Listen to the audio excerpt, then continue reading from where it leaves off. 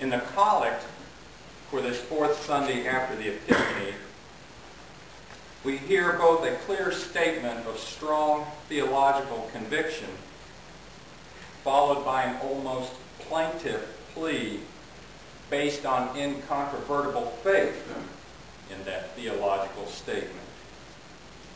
And the statement of theological conviction is this: Almighty and everlasting God, you govern all things, both in heaven and on earth.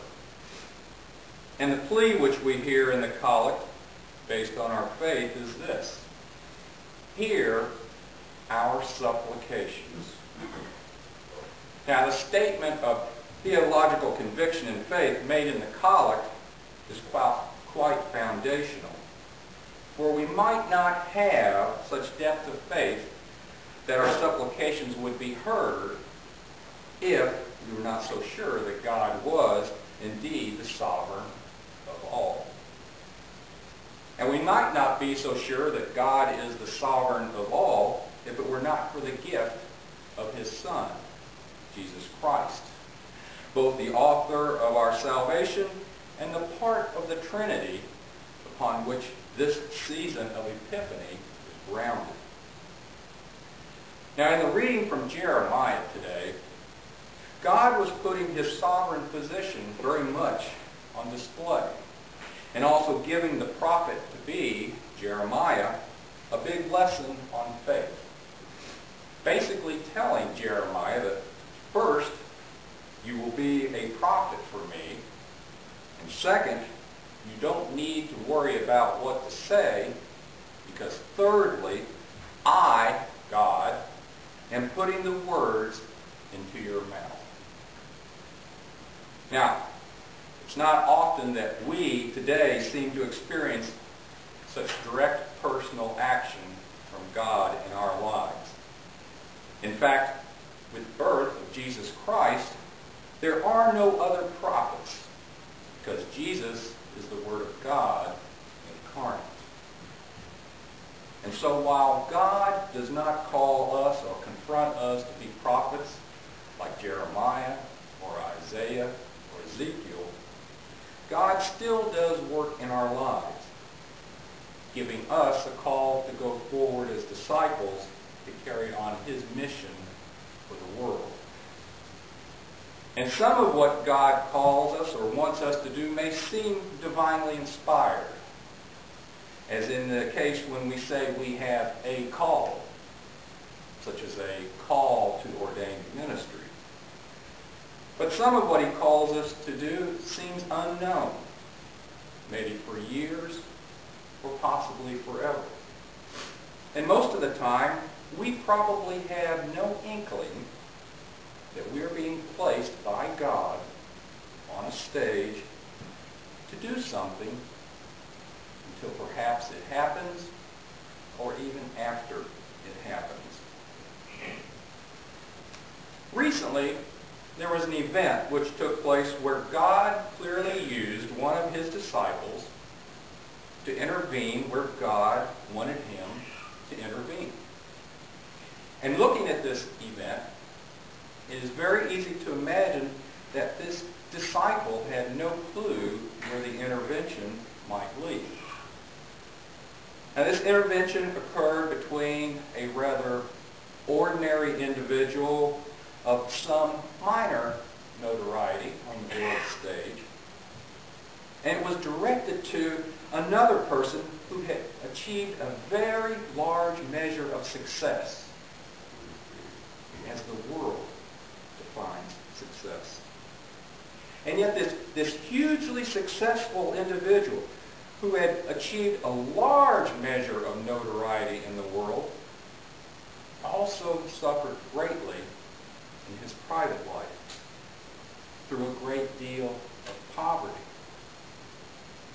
through a poverty of spirit. And just as his success was success as defined by the world, his poverty was a poverty that the world seldom recognizes and in fact prefers to ignore. And so this immensely talented and successful individual had literally lost his soul. He had lost any comprehension of what true love or true humility was. He would bow down and receive instruction from no one because he was his own God. Now, we don't know yet whether this intervention in this outwardly successful person's life has really had any effect on him. But the intervention itself electrified the country. Now, this story which I've just told may seem rather dry and possibly uninteresting, and I freely admit fairly unexceptional, because after all, the sequence of events I just described, success, fall, intervention, these types of things probably happen hundreds of thousands of times a day in God's kingdom around the world. And so, what is it that distinguishes this particular story from any other ordinary story of God's work in the world? Well, I think what will distinguish this story are the names that I will tell you. You will probably recognize the story once I tell you that the successful person who flew so high and fell so hard is none other than Tiger Woods, the professional golfer.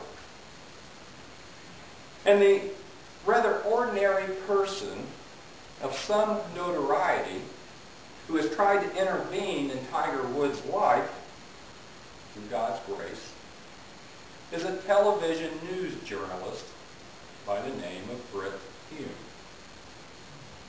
Now, as you may recall, this intervention occurred during a news panel discussion of Tiger Woods' future. In the discussion, Brit Hume remarked that he thought Tiger Woods would make an athletic comeback, but he wasn't sure about his marriage or his relationship to his children. Brit Hume then suggested, on national TV no less, that Tiger should put his faith in Christianity, where forgiveness and redemption was available to all who sought it.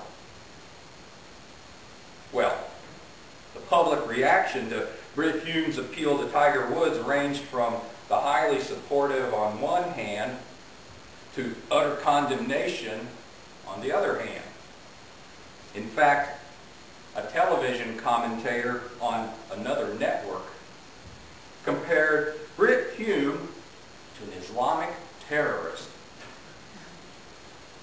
A comment which I guess only that particular commentator could explain, because I certainly